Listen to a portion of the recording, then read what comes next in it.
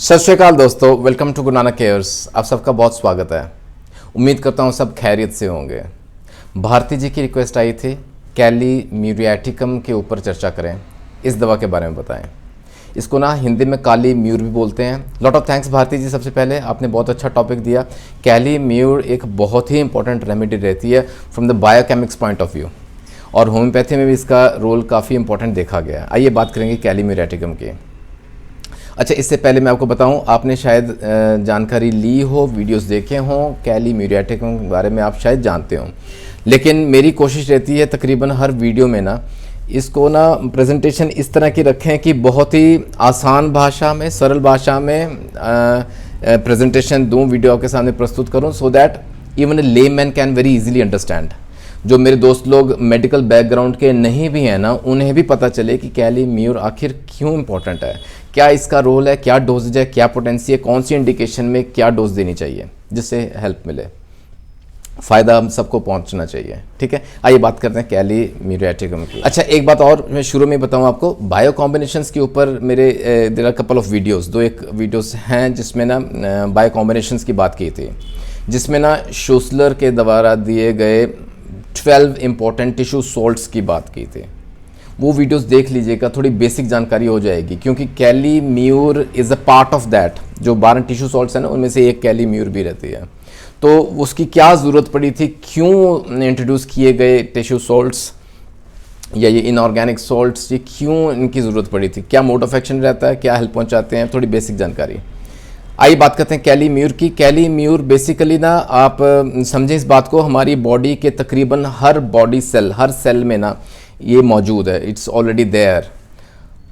और as per शूसलर्स theory भी, और ये सच भी है, कि ये जो 12 सॉल्ट्स हमारी बॉडी सेल्स में रहते हैं, उनमें से कोई भी किसी कारण से अगर कम हो जाए, लक्षण आते हैं, सिम्टम्स आते हैं ना, दिक्कतें बढ़ती हैं, बीमारी की शेप में कुछ ना कोई डिजीज़ कोई उभर के सामने आता है।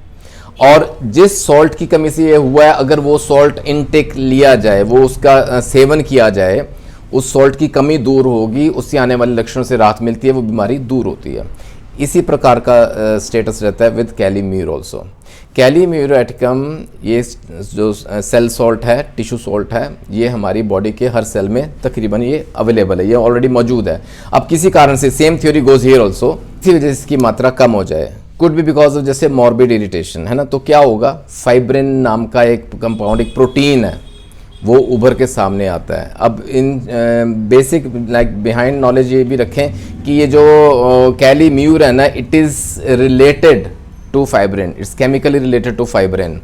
फाइब्रिन का क्या रोल रहता है हम सब जानते हैं, अगर नहीं जानते तो ये भी याद रखें, फाइब्रिन नामक एक प्रोटीन रहता है जो हमारे खून में पाया जाता है। कहीं कट लगता है ना, जब कोई वूंड है, कोई इंजरी है, कोई जख्म हो गया, ब्लड ऊज आउट होता है ना, ब्लीडिंग होती है, खून बहता है, तो छोट-पोट जो घाव है ना, वो खुद ब खुद रुक जाते हैं, ब्लीडिंग वो सही हो जाते हैं। क्यों होता है? क्योंकि ब्लड क्लॉट बन जाता है, वहाँ फाइब्रिन का रोल है।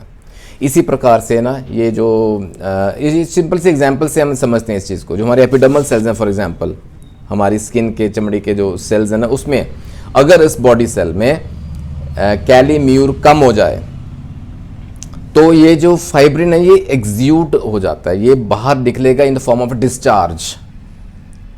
ये मवाद बन के निकल सकता है, ये पस बन के निकल सकता है, ये एकदम वाइटिश सा, ग्रेइश सा एक ना मास बन के बाहर निकलता है। इसको हम एक्सुडेशन बोलते हैं। कैटारल डिस्चार्ज जैसे होता है, कैटारल यानी कि इन्फ्लामेशन, जिस वजह से वो डिस्चार्ज होता है, वो लीक आउट हो जाता है, और जब सूखता है ना तो एक पपड़ी सी बन के रह जाता है। आपने देखा होगा, नोट किया होगा, ऐसी कोई कंडीशन रहती है, यहाँ कैली म्यूर दी जा सकती है। It will act very well. अच्छा, यहाँ तक ये चीज़ सामने आई कि ये कंक्लूड कर सकते हैं हम कि कैली म्यूर जो है, इट इज़ यूज़फुल। कहाँ it is useful? In catarrhal disorders, inflammation जहाँ होती है बॉडी में, वहाँ ये यूज़ किया जाता है, स्पेशली इन सब एक्यूट इन्फ्लामेटरी डिजीजेस।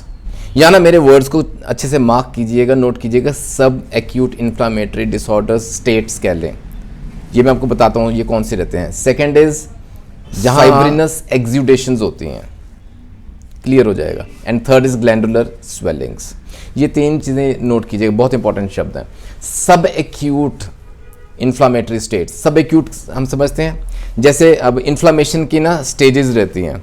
अभी इनिशियल स्टेज है, एक्यूट बोलते हैं, अभी शुरुआती लक्षण आने शुरू हुए हैं, उसको एक्यूट स्टेज बोलते हैं ना। काफ़ी पुरानी हो गई है, समय से और बिगड़ गई है, क्रॉनिक बोलते हैं उसको, इन्फ्लामेटरी स्टेज क्रॉनिक हो गई है कोई या कोई कंडीशन। अब एक्यूट और क्रॉनिक के दरमियान की जो है, बीच की जो स्टेज है ना, मॉडरेट कह लें, दैट वी कॉल सब एक्यूट। ठीक है, ये जो सेकेंड स्टेज आती है ना इन्फ्लामेशन की, सब एक्यूट स्टेज रहती है, इन्फ्लामेटरी स्टेट्स रहती हैं, तो वहाँ क्या होगा, वहाँ तकरीबन ना एक्सुडेशन देखी गई हैं, पस से निकलती है, डिस्चार्ज होता है बॉडी के किसी हिस्से में। अगर इन्फ्लामेशन हुई है ना, ये सेकंड स्टेज है ना, वहाँ ये लक्षण आते हैं, ये सिम्टम्स आते हैं, फाइब्रिनस एक्सुडेशंस। एक्सुडेशंस यानी कि वो डिस्चार्ज, वो लीक हो गया, जैसे कि फाइब्रिन लीक हो गया, जैसे मैंने शुरू में बताया आपको। तो ऐसी स्टेज में कैलीम्यूर नंबर 1 दवा, it will act very well. और तीसरा मैंने बताया आपको ग्लैंडुलर स्वेलिंग्स, जो हमारे बॉडी के अंदर अलग अलग ग्लैंड्स रहते हैं, उनके अंदर इन्फ्लामेशन हो जाए, इन्फ्लामेटरी स्टेट आ जाती है, उसके ना एक पार्ट रहता है स्वेलिंग, सूजन। अगर ग्लैंड्स में सूजन है किसी प्रकार की, तो वहाँ भी कैलीम्यूर काम आती है। तो ये 3 जो प्रमुख लक्षण आ गए सामने, या स्टेट्स हैं, स्टेजेस हैं, जहाँ कैलीम्यूर नंबर 1 दवा है अनडाउटेडली। अब इस वजह से क्या होगा, वाइटनेस ऑफ सिक्रीशंस, जो सफ़ेद कलर की सिक्रीशंस होती हैं, थोड़े ग्रेइश में भी हो सकती हैं, एक्सुडेशंस होती हैं, और टिश्यू पे ना इरप्शंस होने शुरू हो जाती हैं, दाने दाने से भी हो सकते हैं टिश्यूज़ में। अब ये सिक्रीशंस किस प्रकार की रहते हैं, ये रहती हैं जैसे ना मिल्की वाइट, दूध जैसे सफ़ेद, थिक, स्लाइमी, चिपचिपाहट जैसे ना, बहुत चिकनाहट जिसमें ज़्यादा रहती है, और लंपी किस्म के लंप्स जैसे सिक्रीशंस होते हैं, गाढ़े होते हैं, चिपचिपाहट ज़्यादा रहती है उनमें। और दूसरा नोट कीजिएगा, जो बेस है ना हमारी जीभ का, द बेस ऑफ टंग, वो वाइटिश या ग्रेइश कलर की कोटिंग रहती है उसमें। एंटम क्रूडम की डिफरेंट रहती है, वो तो पूरी वाइट जैसे परत से जम गई है, वो डिफरेंस रहेगा, राइट। और तीसरा जो एक्सपेक्टोरेशन है ना, जो फ्लेम आता है, जो म्यूकस, जो बलगम निकल के कफ निकलता है ना, that is white in colour, white, thick, गाढ़ा, स्टिकी। अगर यहाँ तक मेरी बात क्लियर है ना, तो आगे समझना बहुत ईजी हो जाएगा, क्योंकि जो 3-4 कंडीशंस मैंने आपके सामने रखी हैं, सेकेंड स्टेज ऑफ इन्फ्लामेशन, सब एक्यूट बोलते हैं इन्फ्लामेटरी, उसमें एक्सुडेशंस होती हैं, डिस्चार्जेस होते हैं, और ग्लैंडुलर स्वेलिंग्स होती हैं। अब ये जो 3-4 लक्षण मैंने बताए, ये प्रोमिनेंट सिम्टम्स हैं, ये बॉडी के किसी हिस्से में हों, वो इसके सिम्टम्स बन के आ जाएंगे कैलीम्यूरेटिकम के। ठीक है, ये कहाँ हो सकती हैं, for example bladder, urinary bladder से शुरू करते हैं। यूरिनरी ब्लैडर में अगर इन्फ्लामेशन हो जाए, ठीक है, सिस्टाइटिस एक सीरियस कंडीशन रहती है अगर बिगड़ जाए तो। लेकिन सेकेंड इन्फ्लामेटरी स्टेज में क्या होगा, आपने कई बार देखा होगा, यूरिन के साथ ना वाइट थिक सा, जैसे स्टिकी सा ना परत सी, जैसे एक ना सब्सटेंस सा पदार्थ निकलता है यूरिन में, यानी कि अंदर वो सिस्टाइटिस के सिम्टम्स हैं, साथ में यूरिन में डिस्चार्जेस आ गई, यानी कि इट इज़ अ सब एक्यूट इन्फ्लामेटरी स्टेज हो रही है ब्लैडर की। वही शब्द का प्रयोग कर रहा हूँ मैं, और यहाँ कैलीम्यूर देंगे। महिलाओं में ना स्तन के अंदर, ब्रेस्ट के अंदर ना सॉफ्ट से नोड्स बन जाते हैं, नोड्यूल्स बन जाते हैं, गांठें से महसूस होती हैं, दर्द भी करती हैं, पेनफुल। ग्लैंडुलर स्वेलिंग्स की बात की थी, राइट, सब एक्यूट स्टेज में रहता है, तो कैलीम्यूर देंगे। खांसी होती है, कफ निकलता है ना, बलगम निकलती है, म्यूकस आता है, वाइट, थिक, स्टिकी, स्लाइमी, वही सेम डिस्चार्जेस वाली बात है ना, तो कैलीम्यूर देंगे। अब खांसी की बात की है, साथ लगे हाथ गले की बात करते हैं। थ्रोट में ना फॉलिक्यूलर टॉन्सिलाइटिस एक टर्म रहती है, टॉन्सिल्स रहते हैं दोनों तरफ, सूज गए हैं, टॉन्सिलाइटिस हो गया इन्फ्लेमेशन, और फॉलिकल्स से दिखते हैं, उस वजह से क्या होगा, अल्सरेशन भी हो जाती है, अल्सर्स होते हैं कई बार ना, जैसे वो जो ग्लैंड्स सूज गए हैं ना, उनमें ना वाइट या ग्रे कलर के स्पॉट्स दिखते हैं, इरप्शंस दिखती हैं, वही वाली स्टेजेस आ रही हैं। कैलीम्यूर यहाँ हेल्प करेगी, बहुत अच्छा रोल है। अब यही सिम्टम्स हमारे कान में भी आ सकते हैं, हमारे ईयर्स के अंदर कई बार होते हैं। जो मिडल ईयर है ना, कान के हमारे 3 हिस्से हैं, we know that, the external, the middle और द इनर ईयर। जो बीच वाला है ना, मिडल ईयर, वहाँ कैटारल डिस्चार्जेस हो सकते हैं, कैटारल इन्फ्लामेशन जो कंडीशन होती है, उस वजह से ना जो यूस्टैचियन ट्यूब है ना, वो ब्लॉक हो सकती है, जिस वजह से सुनाई देना भी कम हो सकता है, डेफनेस की स्टेज आनी शुरू हो जाती है। ऐसे सब acute second stage of inflammation, kali mur देंगे। ये ना पस से निकलती है, कई बार कान में से मवाद सा निकलता है, थिक, वाइट, स्टिकी, वही सेम कंडीशन, कैलीम्यूर जरूर दें। अब ये सिम्टम आंखों में आ सकते हैं।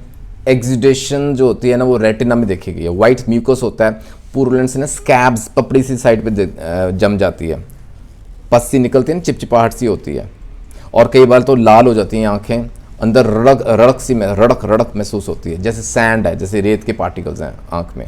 ये सिम्टम्स रहते हैं, कैलीम्यूर यहाँ भी हेल्प। महिलाओं में ना डिस्चार्ज की प्रॉब्लम रहती है, लिकोरिया वी कॉल, और वो अगर वैसे उसी प्रकार का लिकोरिया, जो सिम्टम्स याद रखिएगा, वाइट है, स्टिकी है, थिक है, गाढ़ा है, और कंटिन्यूस हो रहा है, सेकेंड स्टेज एक्सुडेशन की स्टेज में आ रहा है, कैलीम्यूर देनी चाहिए। चेहरे के और स्कैल्प के सिम्टम्स देखिए, साइनस हेडेक हमने अक्सर सुना हुआ है, कहते हैं ना साइनस हेडेक, क्यों? क्योंकि जो हमारे फ्रंटल साइनस है ना ब्लॉक हो गए हैं। क्यों ब्लॉक हो गए हैं? Because of that catarrhal discharge, वही वाली समस्या। अच्छा, स्कैल्प में ना कई बार डैंड्रफ भी हो जाता है, सफ़ेद कलर का होता है, वाइट कलर का, जैसे हम हाथ फेरते हैं ना स्कैल्प पे बालों में, तो वाइट स्केल्स से गिरते दिखते हैं, वाइट सफ़ेद कलर का डैंड्रफ अगर रहता है, कैलीम्यूर यहाँ हेल्प करेगी।